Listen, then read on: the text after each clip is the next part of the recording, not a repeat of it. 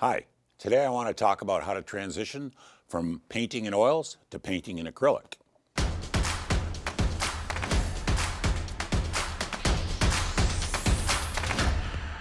Hello everyone, my name is Mike Svob and welcome to my channel.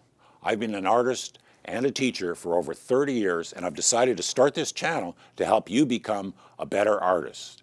Now if you stay with us, I will answer your questions on a weekly basis about how to become that better artist. When you're using acrylic, if you're used to using oil, the paint is going to dry darker than you think it is when you see it visually. Oil paint dries the same as when you look at it when it's wet. It looks the same as when it dries. Acrylic dries darker, so you need to make it lighter when you put it on because that darkness is going to show through as the whitening disappears out of the acrylic, and that's one of the issues. Another issue with acrylic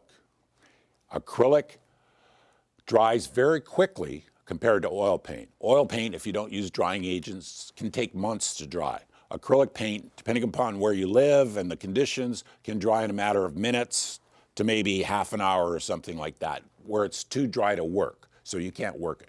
Artists will use things like retarders.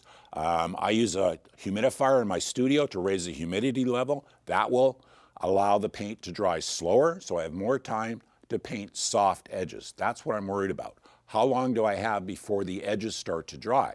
Now, if you don't want all hard edges in your painting, you have to deal with that somehow.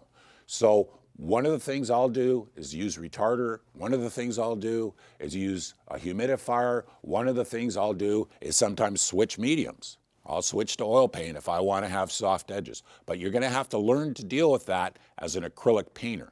You have to either get fast or do things to change the way you use the paint compared to oil paint. Much faster in acrylic drying time, much slower in oil paint. So you have to plan differently and execute differently.